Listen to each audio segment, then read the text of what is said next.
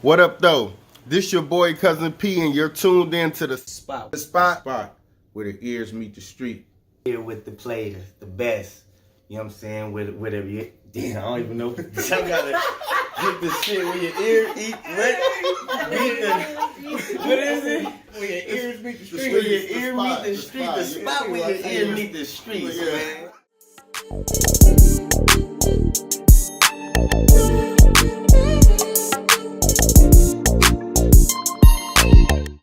Hey y'all, it's your girl Alaska with The Spot, where the ears meet the streets.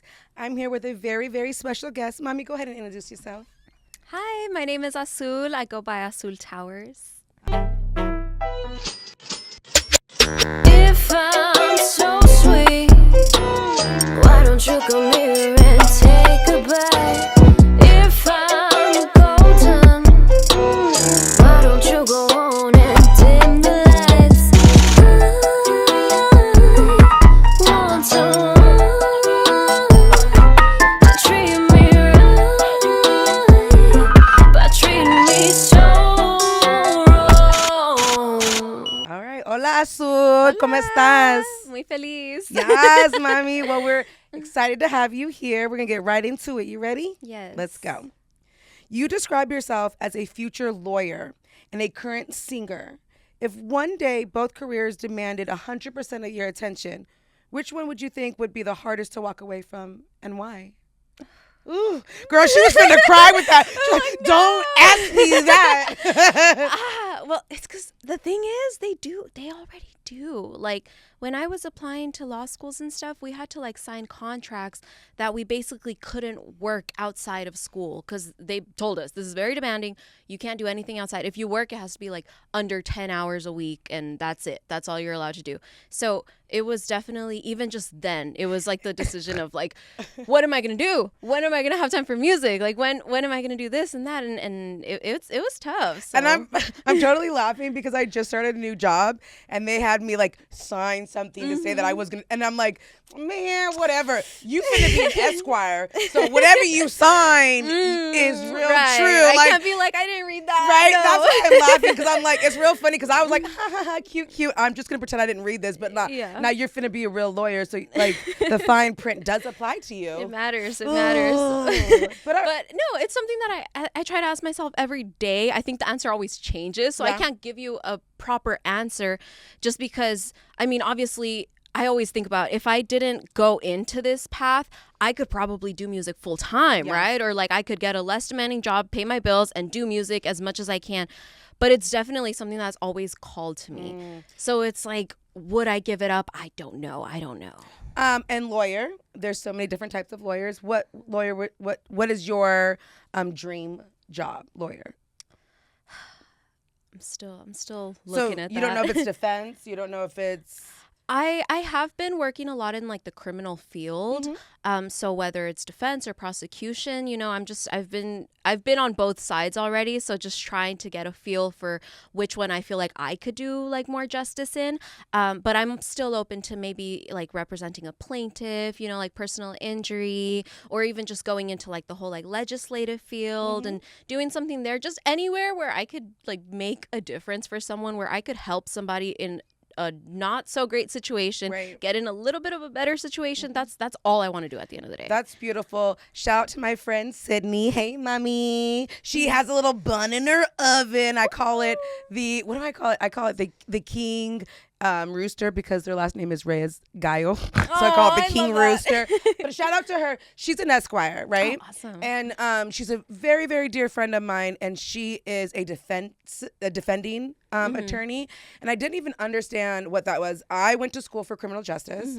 I wanted to be Olivia Benson. That was like my dream job. I really wanted to change the world for women and kids and just like make this big difference. And I was so like for like the right thing and when people are done wrong. And then Sydney, who is a dear friend of mine, defends people that sometimes don't have a voice, and it made me really look at the other side of the totem and see like, no, there are some injustice in our legal system, and there needs to be really strong defending attorneys that could defend these people's rights, Right. because just because someone does something wrong or what have you doesn't mean that they just deserve like the bare minimum, if that makes sense. Exactly. So I just think it's really beautiful that you are open to both sides. And again, like I just didn't know how beautiful the other side Right. to that is, and like knowing again that even though people make mistakes, they still have these like genuine basic rights. Right, Right. exactly. So and I see you with like the scales. Yes, so ma'am. there's definitely the And- criminal justice. Yes, and I ma'am, love Lady that. I Justice. love that. Yeah. I love it. So are you in school currently, or are you waiting to take the bar? Like where are we in that process? I'm about to go into my 3rd year. That will be my last. Mm-hmm. And then around this time next year, I'll be taking the bar. I think the folks that are taking the bar this year, it's like tomorrow. So Oh yeah, good so luck you're to good them. luck to y'all. I do not envy their position right That's now. hella funny. And I actually, you just like made me think of this other person that I play soccer. These are my soccer friends. Oh fuck, I don't even remember his name. Anyways, you're gonna be mad if you see this. But there's this other soccer player of mine who's like the goofiest person in the world, and he's a lawyer, and I'm like, I love that. Like, and I see that kind of with you. Like, you have this musicality, that's like fun or whatever, and then you have this lawyer that's like serious and down to earth. You know what I mean? So I love that you have both sides of the coin. Thank you.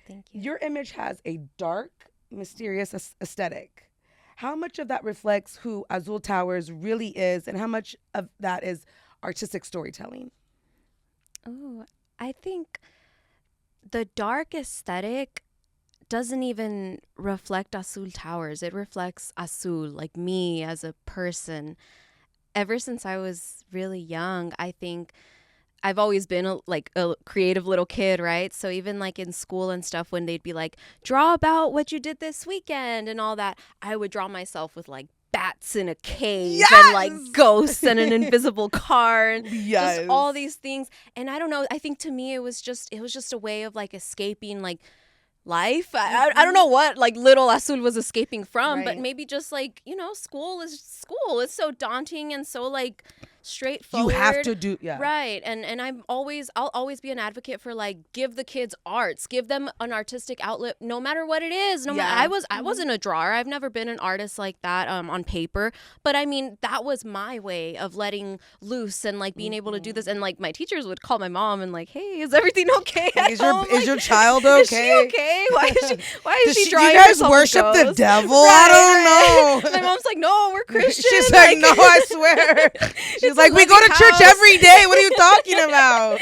Yeah, so I mean, just since then, I see myself, my little notebook still in like 2005. There I am with like horns and like bat wings and everything. So just being able to turn it into like my aesthetic for storytelling and music has just been so like healing almost. Because it's like, oh my gosh, I bet she's so happy. Like if I showed her like a picture of like me when I'm like all gothed out, she'd probably be like, oh my gosh, cool. Yeah, right? your like, mom? No, little Azul. Oh, little Azul. I was like, okay, was mommy, drawing yeah. no, my mom doesn't. So that's where I was gonna go, because like I I'm not Latina, but I've been in like the culture, and I know very much of the culture. How does your family embrace that part of you? And is it hard? Are you still trying to show them who that truly is? I think they're very supportive. They're Great. extremely I love supportive, which that. I'm so grateful for. Yes, support parents. Like I would not be here if it wasn't for them. I just know that like especially when it comes to, when I'm on stage and I put on, something a little shorter, something a little more revealing, or something a little darker, Right. is when they kind of have like not a problem, but they're Right. like less comfortable with it. Right. So I know when I started like doing like my goth face and everything. I and- thought you were coming with the goth face. I wish you did. had Oh my God. Next time. Next time. But when I did that for shows, they'd be like, oh, you look cool. Oh, and then when I God. started doing it like just for fun Yeah. and like, oh, I'm going out, they'd be like, wait. Like, you're not performing. Like, Right. what's happening? What's going on? What's up with the outfit? So I think it's more like they'll support my creative endeavors, but I think when they realize like how close it is to me, Right. they're like, wait. Like maybe they think it's an alter ego, and they're like, yeah, I love that alter ego. Let's go, mija. Yeah, Yes. let's go. But then when they see, it's like, no, I'm still her. Yeah. And I'm still your baby. Everything that you taught me. Right, yeah. But they beautifully merge together and make Azul Towers, and that is such a beautiful creation. I love that. I love it. And I love the support that you get. That's really beautiful. It just speaks to the openness of your family, if that makes sense. So that's beautiful. Yeah, I love them. Shout out to the fans. As an independent artist from Sacramento, what's been the biggest lesson you've learned about the music business that nobody warned you about? That anything you want to do, you have to do it yourself. You can't count on people. And I mean, I've met amazing creative people, but there is a difference between somebody that wants to do art to like make money and then somebody that like knows they might not make money and still wants to do art. And you know, like that's when like it's like there's different creative processes, you know, maybe somebody's drive and like work ethic isn't always there. So it's really hard to rely on people. Like something as simple as like, I want somebody to be in my music video. And then it's like the day of, hey, I actually can't. And it's like, no, like what? Yeah. So just like little things like that. I mean, that's what I've had to grapple with a little bit. Just like nobody's gonna be there to help me. Like if this is something I want to do, I have to do it myself, because at the end of the day, like people are self-serving and they'll be with you when they think they could get something out of you. Right. But if it's like, hey, I'm just in this for the art, I'm not making any money off of this, like I'm just here, like, are you down for this? A lot of people are gonna say no, and that's okay. Respect, because you know everybody needs to make their money, everybody needs to do their thing, but at the end of the day, it's like who's doing it, like who's really in it, and who has an ulterior motive. And that's when I realized, like, I gotta just do things myself. I can't count on people for things. And that you're gonna be your biggest fan at the end of the day. You know, that's like you're gonna be your biggest supporter, your biggest fan. Yeah. I love that. Looking back at your very first song compared to what you're creating now, what do you hear in your growth that most people probably wouldn't notice?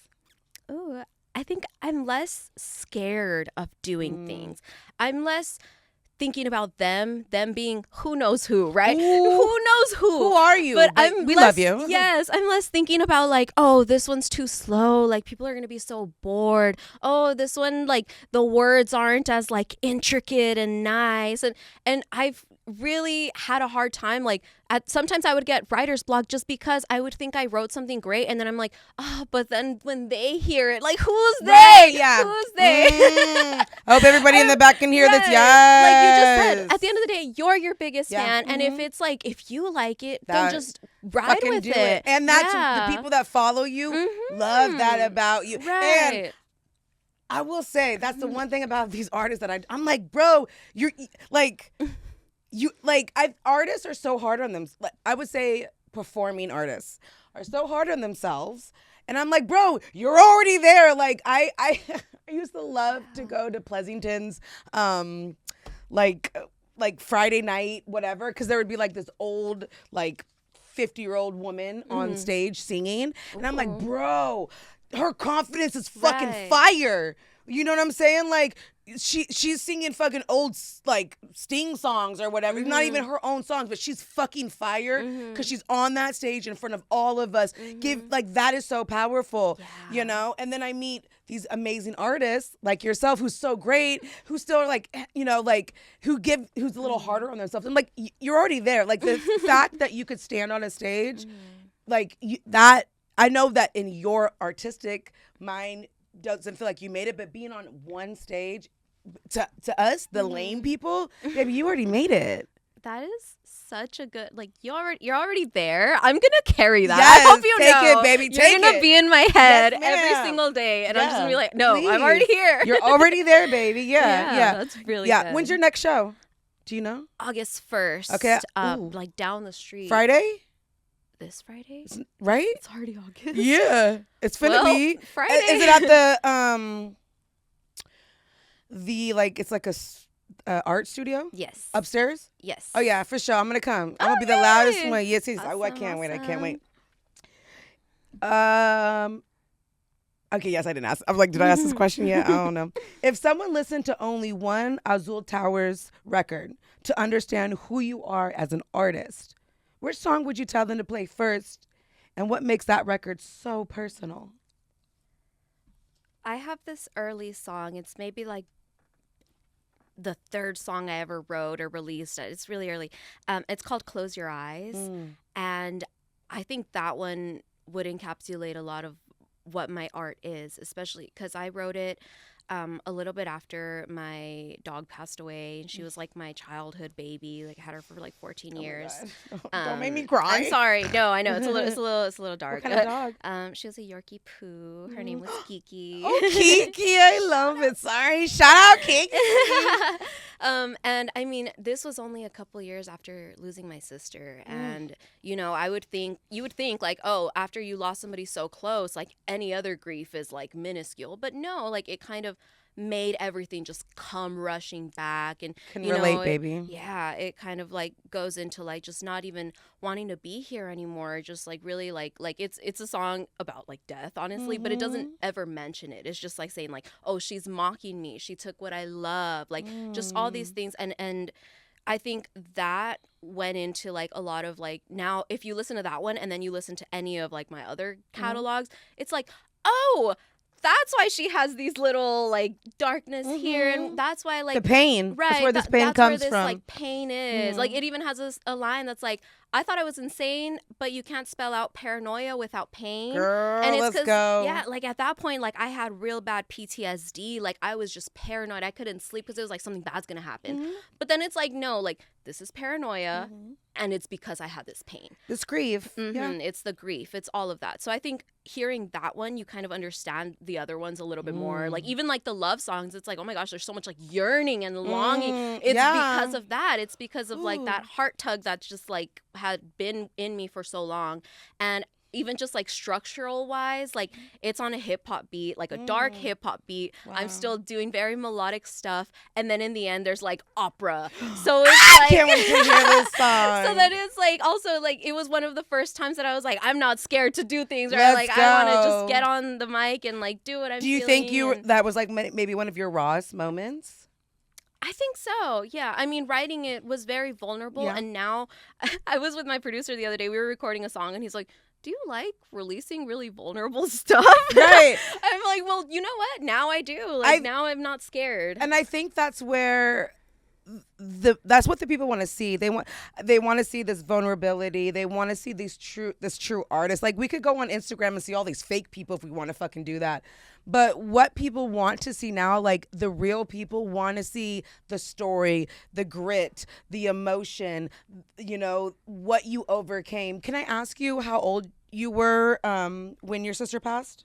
I was, I think, 17. I was going into my senior year or in my senior year of high school, and she was 11. Oh, so God. It was really tough. She was a baby sister, and you're not in your 30s. No, I'm 25. Yeah. Okay. So Halfway there. halfway there. Let's go. So yeah. So I mean, that's a pivotal time in your life. Yeah. That is a hard loss. Like my dad's passed away. My doppelganger passed away. Thank you. But like I understood what you were saying in that grief. Like I don't speak about it. I mean, sometimes I bring it up or whatever. But my most vulnerable time and my like hardest triumphs come from those two passing. Yeah. You know what I'm saying? And then you talk about your dog. So I have my dog right here. Reese, who's in heaven. It's like all dogs go to heaven tribute, but she was named after my dad. So losing my dad was one thing.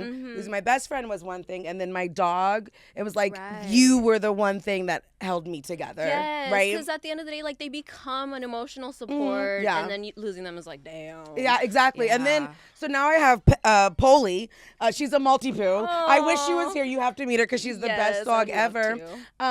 But when Reese, who's named after my dad's name was Maurice. When she passed away, I'm like, I'm never gonna love a dog like this again. Yeah. I'm never. Yeah. And then Polly came in my life and fucking saved my fucking life.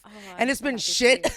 After Reese died and Polly came in, she's been like, bitch, I'm Captain Save-A-Ho now. So that connection with those animals are so beautiful. And then I also think that that's where our special angels come from heaven. And they're like, here I am. Like the Dia de los Muertos Sí. culture, it's the alebrijes, Yeah. that they're the ones that are going to guide you. Yeah. So cute. Dia de los Muertos is my favorite holiday. Really?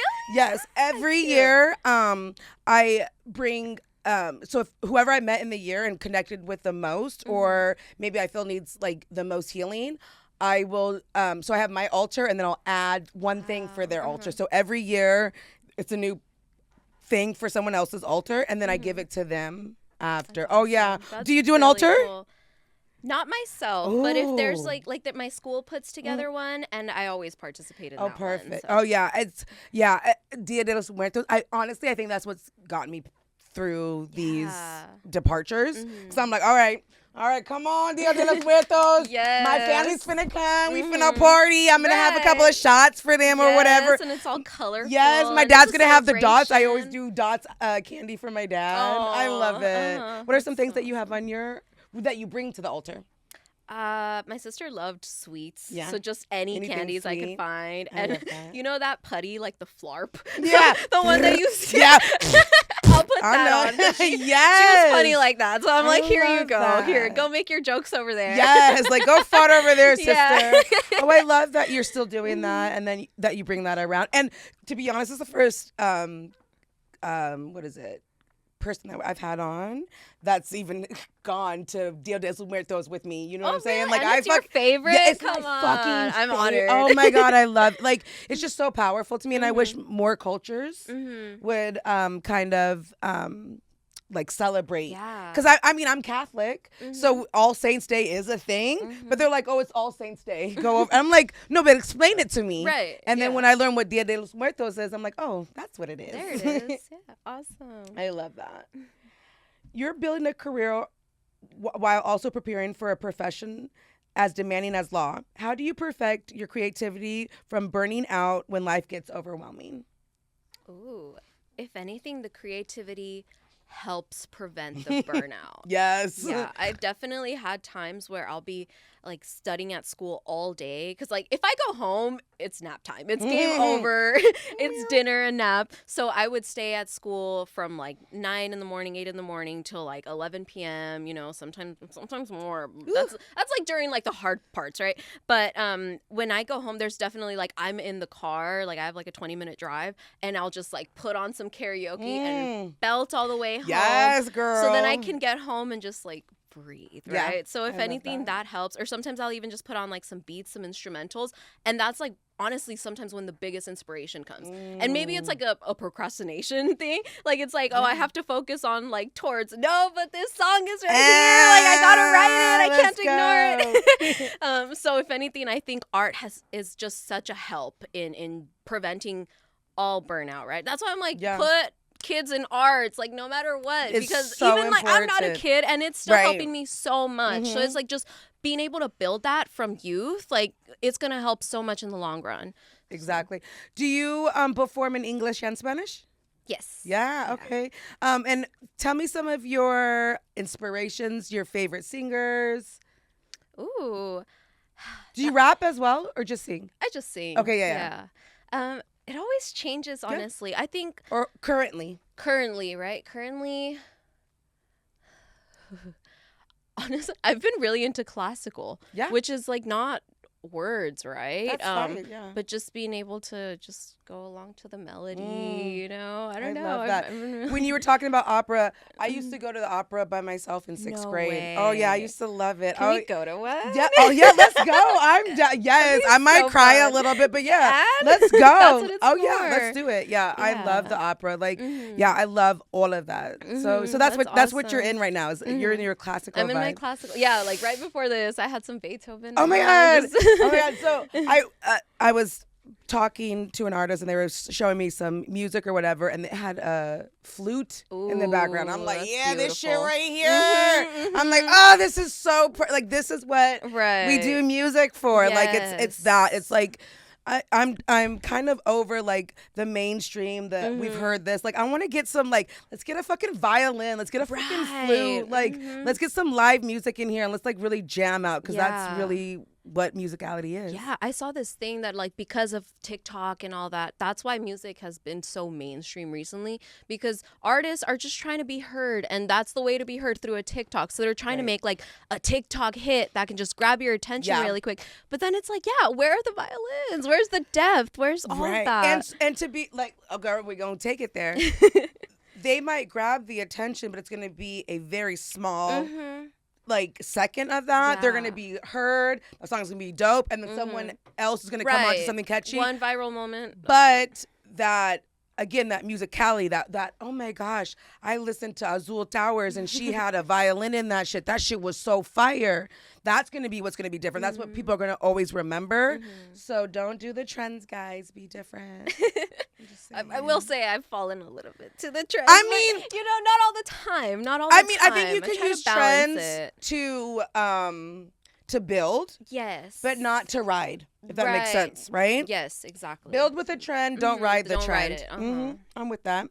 As a woman in an industry that's still heavily male dominated, have you ever felt underestimated, and how did you handle that moment? Oh, her face changed, y'all. Oh shit. I will say, I still have so many moments where I'll meet male musicians, like rappers or something, and immediately, like, just by like looking at me, let's collab, let's do this. And a lot of the times it's like, okay, have you heard any of my music? No, mommy, Have you're you hot though. Ever seen me perform? But that's not Right, it. exactly, Then, yeah. yes, because then I do feel underestimated. Like, there's a persona to it. Yeah, there's a persona.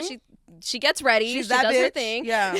But then at the end of the day, it's like there's a lot of work that goes into it. And again, if you're one of those like, I just want girls and that's why I'm writing, and it's like, no, then we're not going to be compatible on the mic. I so love that. please, like, go do your research before you come, because then it is underestimating Oh me. my Like, God, come on. I'm a fan now. You Yay. just sold me. I'm like, okay. She said, go ahead and do your research and then come back to me. Yeah, like I know I'm cute, but do you think I sound good? I love that. That's beautiful, and that just really says that you're serious about your craft. Yeah. I mean, extremely. it's very easy to be a good-looking woman. You know what I'm saying? And it's very easy to kind of use that. But yeah, go ahead and put some respect on my name and listen. Respect. Yeah, go ahead and tell me. Go ahead and tell me one of my songs that I've sang. Don't tell me what fucking lipstick I'm wearing or what fucking outfit I'm on. Go ahead and tell me. Yeah, I love that. Keep that. I love that. Keep that energy. What's your experience been working with other female artists? People love to say women can't work together and that there's always drama. Has that been your reality, or has your experience been completely different?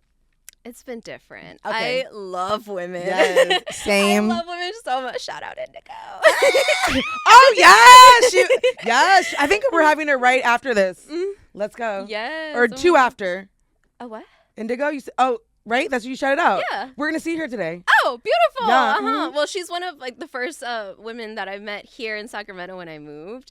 And I mean, just seeing that compared to like I still talk to her. I'm still on her Instagram and like hyping her up and stuff. I love that. I don't do a lot of that with like these rappers. Yeah. I mean, if they're good and I'll still support. I always try to support my local artists because I'm a local artist and you know, like it's just, I don't know, it feels like etiquette. Yeah. Especially if they're good. Like I'll be showing them to my mom and all of that, you know, like, but definitely with women, it's just a different energy. I don't think it's as not competitive, but as like, as grimy as it was back then, because back then it was more just like the patriarchy trying to pit women against each other, that part. right? And like that's what made it fun. Like, oh look, there's these two girls. Are they gonna fight? Or they? And no. Do you like Nicki? Do you like Cardi? Right, like just all these Can I like 'em competitions, both? and Yeah. it's like what? No, like they're both great and in such different ways. Completely. So I think like the girlies are healing. Let's I go. think, it's been so much easier to make these connections with women and like to keep them and to like be able to acknowledge like, oh wow, we're both great. Like let's be friends. So I think it's been great. Even just like seeing you and like I was like, oh my gosh, I'm gonna be interviewed by not a man. Like that's awesome. I'm not a man. I'm there. Nope, not a man. I love that. Yeah. And how long have you known Indigo? When did we meet? It's been a couple months. Oh, it's been months, so it's still a new relationship. Yeah. Oh, I love that. I love that. That's beautiful. What's your, just kidding. Social media can make it look like artists have everything figured out. What's one struggle you've dealt with behind the scenes that your followers probably didn't even see? It's like dumb, but I'm so sleepy all the time. I would not. I can't see you being sleepy. So- That's funny. I do I'm snort, just y'all. a tired I love girl, that. okay? Really? Yeah. I can't see That it. I really think God was playing with me when he was like, "Oh, you're gonna be ambitious. You're gonna go to law school. You're gonna be a singer. You're gonna do Narcolepsy. all these things. Boom, go to sleep." Boom, go to sleep, baby. I wonder if it's just like a fight or flight response. Yeah. Like instead of fighting or flighting, I'm like, okay, I'm just Peace gonna out. knock Or out. maybe you just put out so much beautiful energy that you're like, because that's what I tell myself. Yeah, Because you I'm know a sleepy bitch. I'm like, yeah, let me go to sleep. I Right. did too much today. Yes. Like after this, I'm going to be knocked out. Yeah, Mhm. yeah. So I think it's just that. Like, I know that sometimes it's like, oh, I wasted the whole morning because I could have been up, but instead I wanted to sleep in. And you know what? Well, okay, if we're going to go there, I think society wants us to feel bad for that because different countries don't get up and run. And I'm a very ambitious, I'm very tenacious and all that. But I try not to do anything before 11 a.m. Because I'm just That's you time. Yeah, like I just need to like meditate a little bit. I need to make sure I have Yeah. some food, make sure I smoke, I just need to get my life together. And then 11 o'clock, I could fucking run all day. But like I need this time to kind of get me Right. to set me up. And I think society kind of makes us feel bad for being sleep.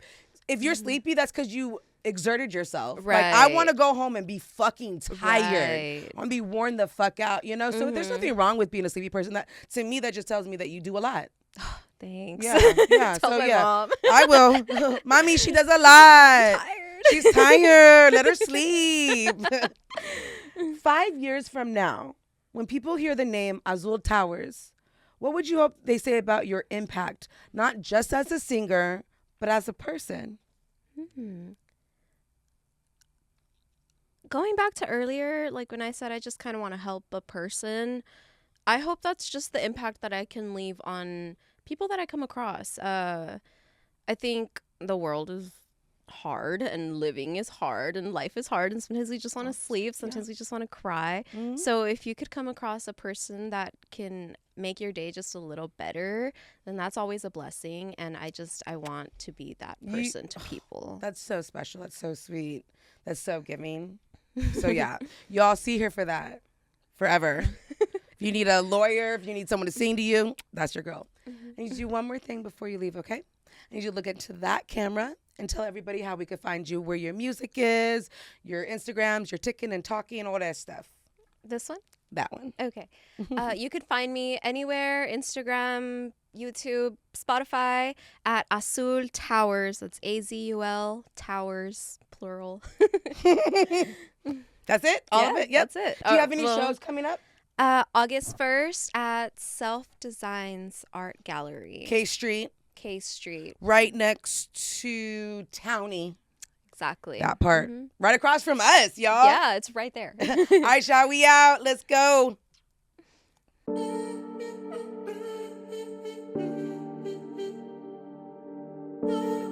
This brother from Detroit.